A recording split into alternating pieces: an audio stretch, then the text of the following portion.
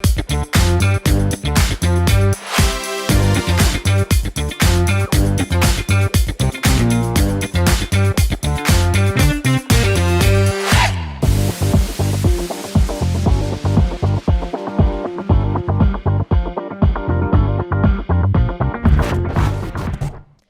everybody, and welcome back to another podcast focused on financial education. Thanks to the support of Finance Malta, we are able to put together a series of 8 podcasts talking about the ways and means on how to manage your money. Today we've got 2 interesting guests with us, and we'll be looking at the topic of financial independence, more specifically when it comes to women and how we are managing our money. So without delay, I'd like to introduce our 2 guests. We have Maria Kauki-Delia, who is the CEO of Malta Institute of Accountants. And also together with us, we've got Mariella Camilleri, who is the President of Business and Professional Women. Thank you for being with us, and let's start off with a quick fire of questions just to get ourselves warmed up. So, first one, financial podcasts or financial news? What do you prefer? Me, podcast. Podcasts? Yes, definitely. And there are certain podcasts that I follow that are from all over the globe. But financial news, I find that I don't have a lot of time to sit there and read newspapers like I used to. So financial podcast takes the lead. In my case, it's a bit of both. Again, it depends on the time of the day. So if I'm driving, I'm listening to something. If it's in the evening, probably I'll just be following, reading what happened rather than listening to news. I normally read. So. Okay. Breaking career glass ceilings or breaking investment barriers? I think it's, in my case, breaking career glass ceilings because it's a huge stumbling block, I think, for the progression, particularly of females. So I would go for that, just to be brief. I agree. I think breaking professional glass ceilings is where people should concentrate, especially women, they should concentrate on, because it then gives them the capability to break into the investment ceilings. Yeah. So. Trump. Sorry. Is it thumbs up or thumbs down? Having lived in New York for 30 years, for me it's a thumbs down because of what he's doing, the atmosphere that he's creating in the country. So, the little bit of benefit that I think he has brought so far is being negated, but, the animosity that there is between, the segregation and also the cultures that are in the country. So, yeah, but that's... And one would need to see as well how relationships with Europe and the rest of the world are going to evolve as well. Yes. Because there could be particular risks and factors at play as well, I think, even at a European level. In fact, we'll touch upon this, to get to your thoughts, the impact, the overall impact, specifically for women. Okay. So... a couple of weeks ago, I'd like to get your feedback, your thoughts about this from your personal perspectives. I was at a school and we had a group of girls that were 13, 14 years old, okay, and they had some learning difficulties. And we were talking about money, their thoughts, trying to get across for them what the value of money is all about. So we started off the session sort of warming up in terms of what do you enjoy doing? Do you play a sport or do you go out in the evenings? What do you do to relax? And one of them said, I smoke. I enjoy smoking. And I was like, okay. So how many cigarettes do you smoke a day? And she told me it's approximately between a packet and a half. Wow. And I was like, trying to, obviously surprised me. And so we turned it around into a money exercise. So how much does this cost you? But really the question was, where do you get the money from? So, sort of shortening down the story, she ends up spending close to 160 euros a month just on cigarettes. And the money comes from her grandmother.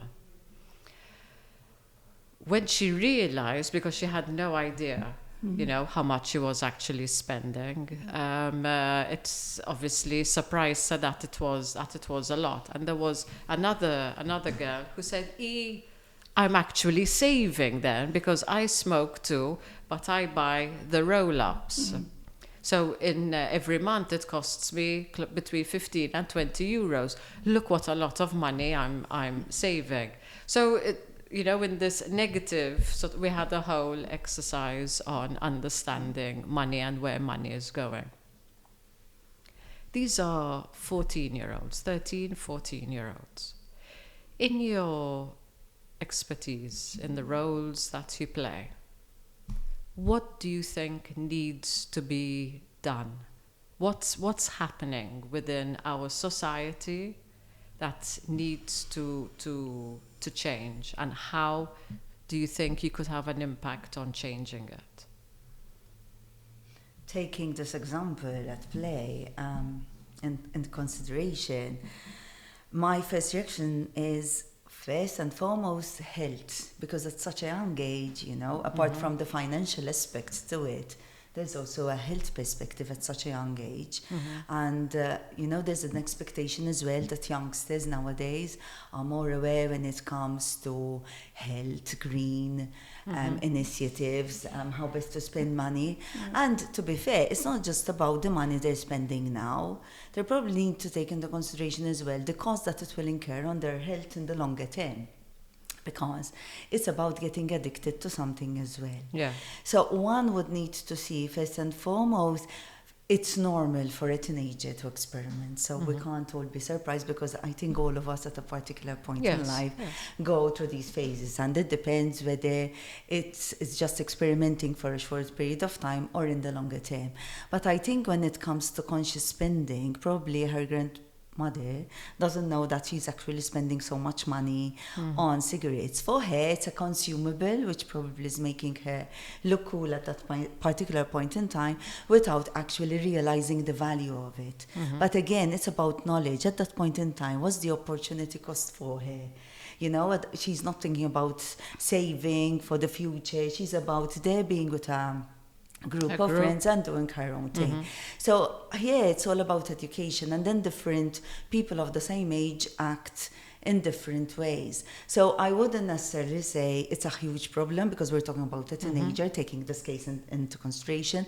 But education is key on how best to save money, how best to manage money, how best to, spend money, and you need to enjoy yourself as well, but striking a balance in how to utilize those funds, I think.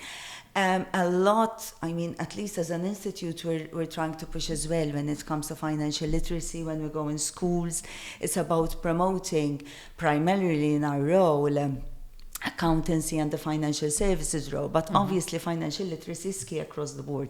And we do feel that it's something which should not be subject oriented, because at the end of the day, everyone, irrespective of what they do in life, you need to be able to either manage your own funds or start your own business, or if you're working in an organization, certain basic principles need to be there. Yes. So it's, and I'll stop here because otherwise, but I think it's very important. Yeah. In fact, so in the evenings I run a couple of complimentary free sessions with regards to financial education, how to manage your money, and most of the time it's women that join these sessions, and the statistics show women have more difficulties when it comes to managing their money, and we all know that unfortunately it's not really taught in schools, and as parents now, the various generations, everyone is is busier than they used to be. So those conversations, unfortunately, aren't taking place. But as we saw from this example, financial education is not only important for schools, but it is a holistic approach. So, Mariella, if we know that for dealing with money, women aren't so good, and we know that financial education is important, how can we tackle this subject from a 360 perspective in order to be able to kind of create more of a domino effect within also the various environments, because we also know that plays a big part of it. What are your thoughts? I think, well, there's one thing I also wanted to add to what Maria was saying, if you don't mind. I think also the fact that we're becoming a cashless society. The value of money and how much you're actually spending is not as visible as it used to be when you have cash in your hands, right? Because you withdraw so much from the bank. The physical. And you know exactly how much you've spent, and then you create awareness. But in this new environment where we've got fintech, everything is cashless, cards all over the place, I think it's important to start from where we're young, when the children are young at school, and educate them on managing their finances. Talk to them about savings and spending money and what it does to detract from it over and over again. Because I think historically we have learned, if you look at also on sustainability, the young children are educating their parents. So if you have a young child who is learning at school, being financially aware, she will go home and talk to her parents about it. So that is how the domino effect starts. And I think also creating sort of like an environment where women of all age groups, different levels or stages in their life, should be able to reach out somewhere or create an environment where they can go and listen and learn and educate them or expose them to certain situations or how they can improve their life, especially from a financial aspect. So I say start from the young. We need to start younger. We can't wait when they're 14, 13, 14. Yes. We have to start when they're, just past kindergarten and start from there. Because that actually, they go home and talk to the parents. And you have a domino effect that way. I think that's important. The gender pay gap is always a conversation that has been coming up time and time again for, since I was a kid and way before that. But why is it still so present amongst us? Why haven't we narrowed that gap? There are multiple factors. It's the fact that there are three more than anything else. The women are still the main carers of the family. They're still taking time off from work to take care of their children and other parents or elderly in the family group. So you'll find that they are not earning as much, they're not working as much, so their income is low. That's the first contribution. Secondly, a lot of women are working in low-earning sectors, like the health sector. Their income is not as much as it is for men. And then you have society. In spite of everything that we say, it's still quite patriarchal society in Malta. As we see it, you have less women in decision-making roles. We have, especially in management roles. And there are also at the C level and on the boards. We're still lagging far behind. It's, part of it is also we blame ourselves, right, as women. If there is a position open, a lot of time we hesitate for applying for it. So we don't go in and say, you know what, I can do the job. And if I don't know it all 100%, let's start and then move forward. We hold back. So that's another factor. And we don't negotiate salaries. It is quite a common thing when you go, you look at interviewing two candidates for the same job. A man will come in and he will negotiate the salary they want. A woman will come in and most of the time they accept the salary that they're proposed. They don't try to negotiate back and try to get more money. So there are all of these factors in there. And then if you look at, the overall earnings gap, which is much, much higher, the last statistics that I've seen, we're at 44%, the earnings gap, because of these factors where women are working part-time more than full-time, where women are working in lower income jobs, or they're taking time away from their work, they're scaling back to be able to be carers. So that is what we need to look at more than the payment gap, because the pay gap, it's easier to identify. You're doing the same job, and you see, how much men are paid versus women. And if we can instill the stipulations that the EU has imposed to actually start evaluating where the companies are, the gap between men and women for the same job on the income, then it becomes much, much clearer. The problem is, everybody's looking at companies that are employing 50 or 60 people and up. In Malta, most of the corporations are much smaller than that. Yeah. They don't even get to that level. So they're basically flying under the radar. So there's all of these components that we have to work on to improve this. What do you see from the perspective of MIA? So with all the courses that are... So I do agree first and foremost with what Mariella just said, because many a time, even people who actually are graduates, they're professionals, they don't necessarily get to the top ranks. So, okay, for example, if you have to see firms within the accountancy profession, there are more females on top position, but I mean the balance is still male dominated, even keeping in mind that most of the graduates now in accountancy are females. So over time we can see that we have more females actually going to the profession. This week we have our new members ceremony and we have more females actually becoming our new members. However, even when it comes to, for example, our young members focus group, which is like a focus group literally focused on the younger generation, we want our future leaders to work together, etc. Every time we issue a call, we get more males rather than females.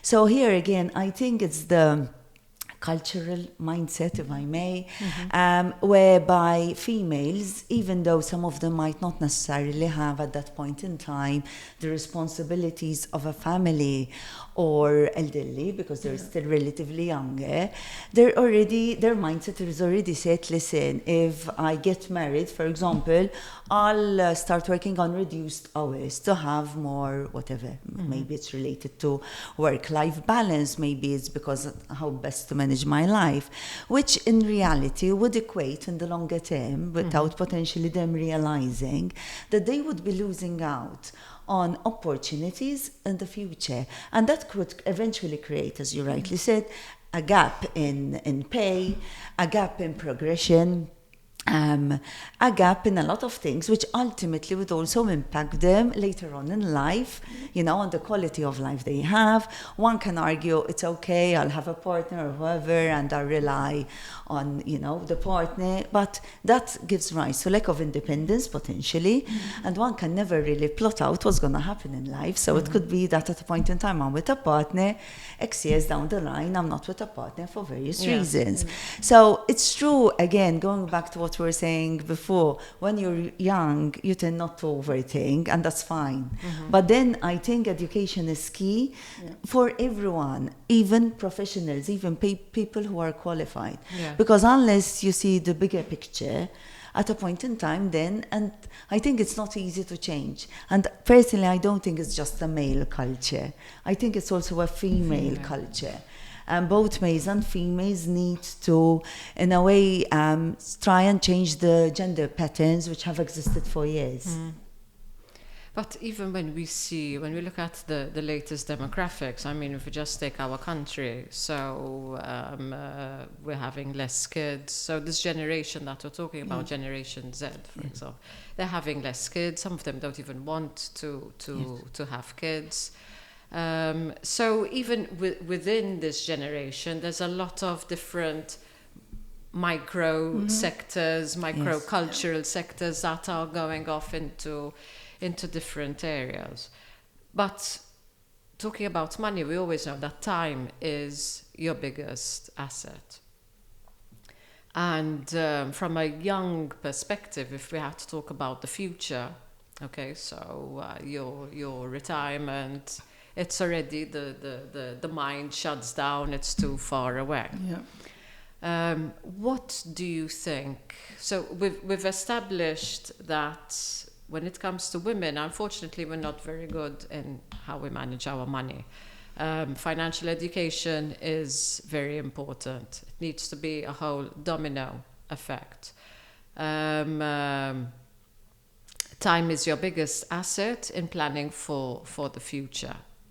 So how do we get women to be able to understand that, but also to be able to recognize the importance of putting a percentage or understanding what that percentage is? So going through, first you need to budget, first you need to understand what your needs are, and putting that percentage away, for a sunshiny day.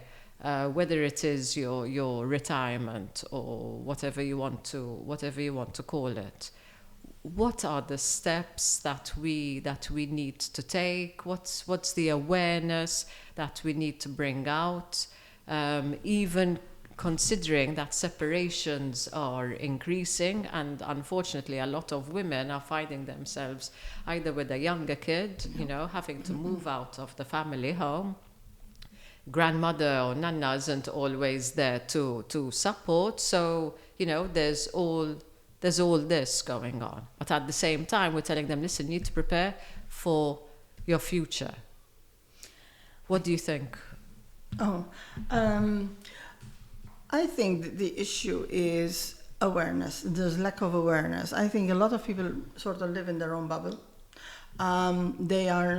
If you look at what's going on right now, a lot of women who are reaching retirement age, they're at the poverty level. A lot. And it's not being said, it's not being talked about, it's all hush hush. So if we create awareness as to what is going on, where we're at currently, people maybe will start thinking a little bit more.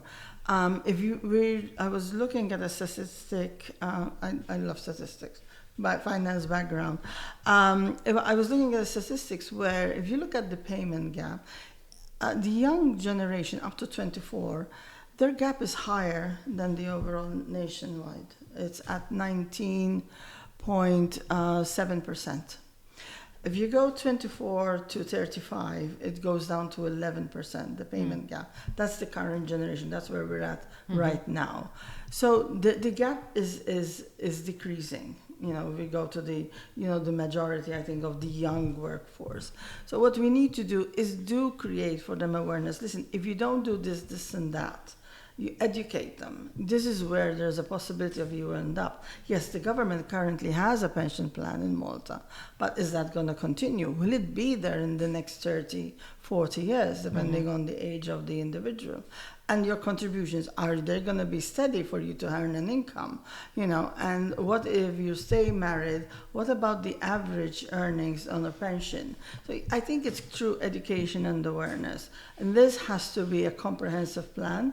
It cannot be one of those, campaigns which will run a couple of months and then it disappears. It has to be in people's faces constantly.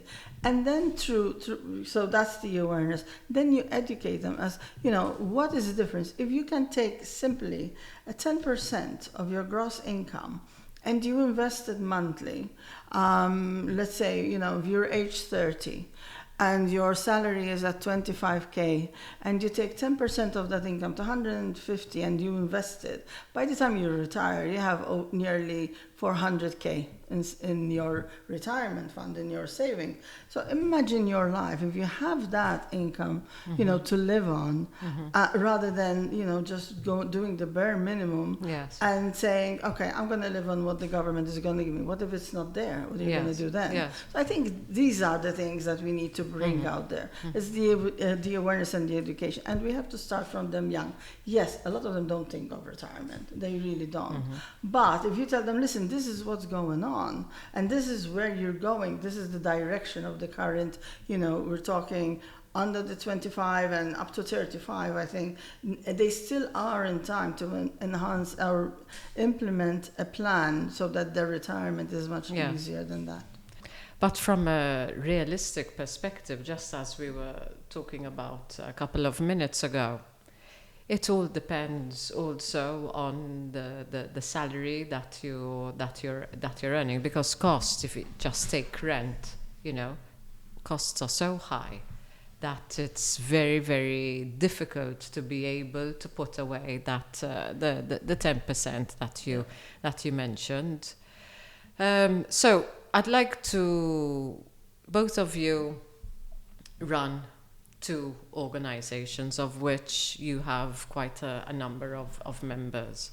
Do you think that there is an opportunity amongst the members that you have in order to encourage more of an awareness on the importance of financial education when it comes to their employees generally, but specifically for women? So for HR or finance directors or managers, to be able to understand there is a gap also within their workforce. Is that something that you think you could push forward to make, organizations your members more aware? What do you think? We operate from the create awareness, educate and empower, right? And you empower through education and the awareness. So what we normally do, if there's a topic that is, we feel is quite of importance to create awareness and try to promote solutions and empower, women especially, to actually move forward in the direction that they should be moving forward. We take it on. We create either talks, we bring in experts, or half-day conferences, mini conferences, where we bring in a group of experts to talk about the subject matters.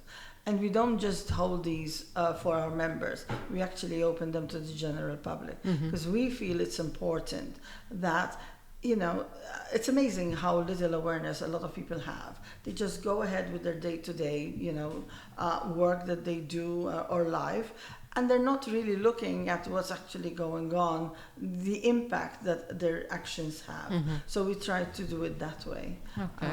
And we put it also on our social media posts. And take it from there. From the MIA, the MIA, most of our members are qualified accountants, obviously, but we do organize quite a few continuous professional education courses for our members and also beyond. As you rightly said, we open them also for non-members.